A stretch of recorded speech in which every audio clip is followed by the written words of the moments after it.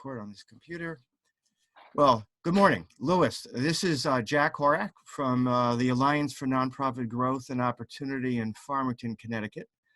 I'm a retired nonprofit lawyer and currently an educator and teacher. And I'll let Louis introduce himself. Jack, it's so good to be with you today. We're honored at NANOE to be a partnership with the Tango Alliance. I have been working in churches and nonprofits for 25 years and am excited about the work NANOE continues to do to transform the nonprofit sector, both on a macro level and a micro level. We're working every day to help our members do things differently, especially through this current crisis. That's wonderful. You know, let me ask you this. We're both been at this a while. If from a 30,000 foot level, you know, the macro level first, what do you see the landscape for the nonprofit sector being generally? I mean, I know it's different because there are churches and there are little leagues and there are nursing homes. It's a broad sector, but allowing for that, what's your gut? What do you see happening and what do you see immediately on the future after the quarantine ends? Well, I think that ironically, it's much the same as before COVID-19. Colleges, universities, and hospitals in the nonprofit sector have implemented free market principles without apology and are doing quite well and will continue to do well after this crisis. Now, I understand that there will be some gnashing of teeth and some moaning about football tickets and athletics and things like that. But at their core, universities have large endowments, yes. Hospitals have diverse funding streams, and they will be just fine by and large. Small and medium nonprofits are going to suffer, but they were suffering before this started. And one of the reasons they were suffering is because they attempted to implement ideas that were 40 and 50 years old that don't work anymore for small and medium nonprofits. And they were so committed to their mission, which is a good thing, correct, that they spent 95 to 99% of their time in program service delivery and worked hard today to pay for yesterday's bills and did not invest in deep donor relationships with corporations. They saw fundraising as a necessary evil rather than as a privilege and a pleasure. And coming out of this now more than ever, it's going to be clear to small and medium nonprofits that they have to have at least 6 months of cash reserves, an unrestricted endowment, and deep relationships with donors, which means spending at least half of your time as a nonprofit leader, whether you're executive director or CEO or director of development, at least half of your time has to be spent interfacing with donors. Interesting. When I'm a big free market guy, and Tango is on that page as well. I'm intrigued by your use of free market principles to distinguish those that are succeeding more or less, or are likely to continue to succeed, as opposed to those that aren't using those principles and are using 40-year-old principles. For the benefit of people listening in this someday or reading about this, could you elaborate on that a little bit, Louis, with some specificity so people might be able to recognize how those principles play out in their own nonprofit organization? Sure. Well, let me stick with the football metaphor. So we know that people who are large donors to universities get front row parking spaces and the best seats at the football stadium. And that's just an accepted part of our culture. They give big money and they get big perks as a result. You know, they're the ones that get to go on field. They're the ones that get to go to the private receptions. They're the ones that get to rub elbows with other alumni, with athletes, and with the president. They're very tangible benefits that they get from their nonprofit investment in the university. And so what would it look like for small and medium nonprofits to consider creating an experience for their donors? Now, I know that the homeless shelter doesn't have a football stadium. Right. But the homeless shelter can create an experience where a donor pulls up and there's a sign outside that says, "Today we welcome Jack and Linda Smith." And Yes. they walk into the reception area and they get a VIP lanyard and they're welcomed. And then they walk into the conference area and there's good food. It's not sandwiches or crappy coffee. It's actually nice things that are sitting there, and they get to sit and have a genuine conversation with the CEO or executive director. And the CEO or executive director says to them, "What can I do to help you?" Yeah. But that's not the way we do things. Yeah. And That those executive director would need to be schooled to think differently, in my opinion. I mean, and when I was a lawyer, I represented some homeless shelters, Catholic social service agencies and others. So I know of what you speak, and you're right. You're right. But it's the paradigm, the mindset is locked in an older model that doesn't attend to these principles. And there's nothing wrong with those principles. I mean, let a donor have a parking space and federal tickets. It's enterprise, right? It's a quid pro quo. well, It's right. what motivates the donor, and if it puts the money into your mission, all the better. Well, and look at other platforms like Starbucks. I mean, when I walk into Starbucks, I spend $4.50, maybe $5. Maybe if I'm with someone else and we get something to eat, maybe we'll spend $20, but that's Yeah. even a stretch. So I'm not even spending that much at Starbucks, but they are creating a consistent experience for me every time I go in there with the sights, the smells, the smiles, the product that they're offering. Yeah, that's cool. And so we're just saying that nonprofits need to approach their relationships with donors in the same customer driven creative fashion that universities and hospitals and corporations do. But that is a wonderful insight, and it's hopefully this will be the beginning of longer conversations we're going to have.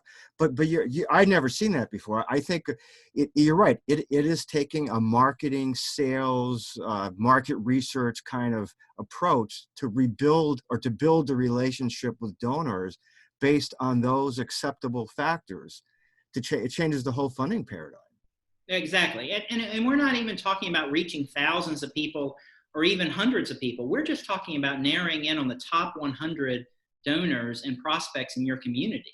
And the research tools are out there. I mean, you can interface with Experian and download wealth data for any zip code, for any neighborhood, for any radius. We know that we can connect with people in multiple ways across social media, phone, mail, email. And if you simply engage 100 millionaires, which means you're visiting with each of them twice per year, so 50 Yeah. weeks a year, you've got 2 visits a week. It's not that really a tall order, but that will turn into 5, 6, and 7-figure gifts for your organization.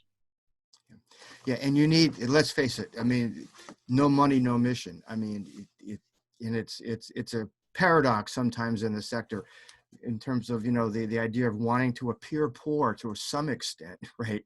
Yet at the same time wanting money, and it's okay to want money because if you're really dedicated, you can do a better job for your mission with the money.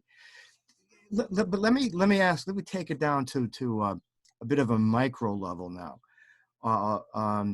So if I'm on the board of directors of a homeless shelter, and the executive director has lived off of state grants, some community foundation funds, whatever, how do you go about educating? It's really the board and the executive director, right? It's really got to start at the board level, doesn't it? I mean, I remember years ago being involved with total quality management organizations and new ways of thinking about running businesses systems. And in all of that good thought, it always said, you got to have buy-in at the top. You got to have buy-in at the top, because if you don't, it'll never work. And what you're saying can be taught. The skills can be acquired, but how do we get this new paradigm into the mind of boards across the country? Because I don't see this is new. It's not being taught this way. that I can see. So look, the ideal way that this happens is the CEO or executive director is able to sit down with the executive committee of the board and have this conversation and be in agreement, and we move forward with a new paradigm.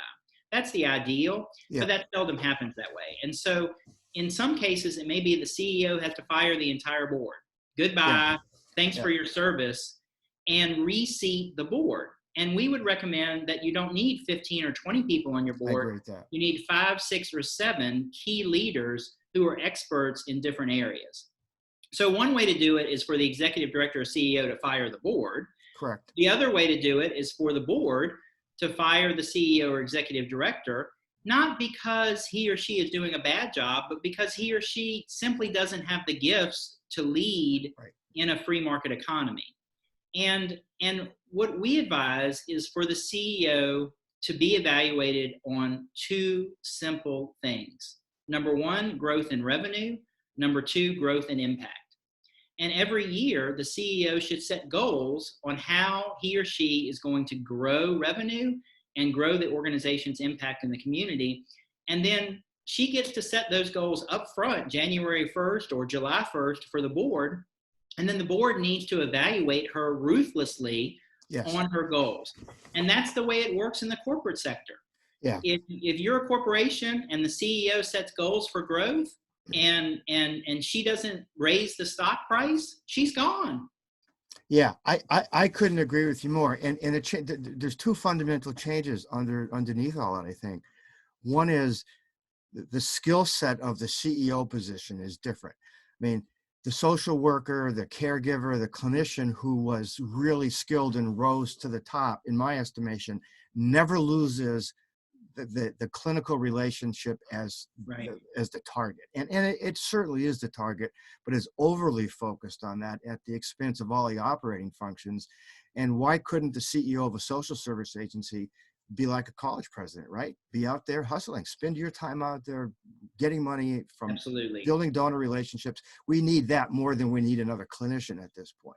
Absolutely. You know, that to me, that is a change in thinking, but it's benign. I mean, it's just a question of how we get it spread out into the sector, how we start to educate boards, and how this starts to prove itself. But let me ask one question now. You said that you evaluate the CEO on 2 things: revenue and on impact. What's your feeling on impact measurements, especially like in the social services field? It's an area that's always fascinated me, because if you're a business, you can get a financial statement prepared in accordance with accepted accounting principles. So you got a metric that you can compare with any other listed company. What's their return on investment? What's their dividend yield, whatever.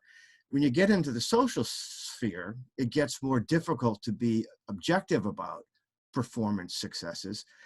Yet it seems to me it's essential that you have a system to try to create measurements, because if you don't have a measuring device, you don't know how you're doing. Well, and this is why we recommend an independent program audit in the same way that we have independent financial audits. It's the strangest thing in the world to me that we jump through all of these hoops every year in the nonprofit world to have a financial audit, and the board grinds over these statements, which they don't understand and frankly don't care about. Right. Don't spend so true. I'll tell you. We spend $30,000, $40,000, $50,000 on a financial audit, but we're not willing to spend $5,000 or $10,000 on an independent program audit. And almost every town, and if it's not in your town, you can bring them in. It's worth the flight and the hotel, right, to bring in a program expert to audit your programs and determine where our staff are doing a great job and where they have challenges and where the opportunities for growth are. And then that becomes part of the impact goals that the CEO sets for the organization. It could be that, an organization is at capacity serving 100 people, but it could be that there are deeper ways that they could serve those 100 people. Or it could be that there are opportunities to enter into a campaign to then grow that capacity to serve 150 or 200 people over the next 3 to 5 years. Yeah. I agree with you. I mean, it's interesting. I didn't get to know you until a year or 2 ago, but our trajectories have been on a common path, because you're seeing, I think we both have the same orientation, but you're bringing to light things that I never really thought of, such as selling the donor relationship in the same way that Starbucks sells its experiential relationship. And you build on that, and the donors become your working capital source. They're source of your working capital if they feel that they're part of the organization. And also let me close this first interview with one last question, and that is, NANOE has done a wonderful job letting the market know about all the different payroll protection programs and other such things. Do you think they're doing okay? I mean, is your sense of things that nonprofits are getting the money they're due, that are taking proper advantage of these survival techniques? Because look, it seems to me, even if a nonprofit's not well run and eventually is going to fold, this shutdown was forced by the government. So I think it's only fair that the government give people a chance to survive and with cash until they get out to the tunnel. And so are your nonprofits, in your experience, taking advantage of these programs? Are they working? And what's your view overall? Well, so all of the nonprofits with which we've interfaced have applied for the EIDL funding and the PPP funding. We're seeing mixed results in terms of how much funding has come through. We're starting to see more movement this week, but I think this amount of money is going to run out as well. So one thing it reveals is the strength of a nonprofit's relationship with their banker. Yeah, and nonprofits that didn't put time into developing a banking relationship are suffering right now, because the people who we've seen who have gotten the funding the earliest are the ones that have the strongest relationships with their banks.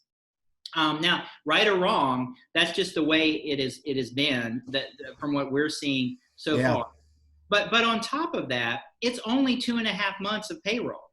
So, I mean, it's a Band-Aid, but it's nowhere near a long-term solution. Yeah, and I want to as we wind this one up, go back to what you just said about having a relationship with the banker. I know exactly what you mean. And for people who don't understand that, I've been, like, the law firm I worked with, most of my corporate clients all had a professional relationship with the banker who managed their line of credit, looked at their inventory or whatever, and that was a great business relationship to have, because there is discretion. Bankers can do different things to help you out, within the law. And businesses I've been involved with, and I've been on business boards, have a key relationship like that in place, and they treasure the value of that relationship as such. That's the way the business world thinks, and the nonprofit should think about business relationships in the same way. Right. Yeah, that's what we're saying here. Well, Louis, this has been great. Look, I'm going to be back to you. Let's show some of our teammates how this came out. And then we'll take some next steps. But, in the best of all worlds, we might be able to do this on a somewhat regular basis, Let's do it every month, and we'll take questions. We'll invite people in. I'd love to do it. Yeah, I'd love to do it that way. It helps us spread the word. Okay. Let's have a wonderful time. It was great to see you again, and we'll talk again shortly. All right. God bless you. Thanks, Jack. You too. You bet. Bye-bye.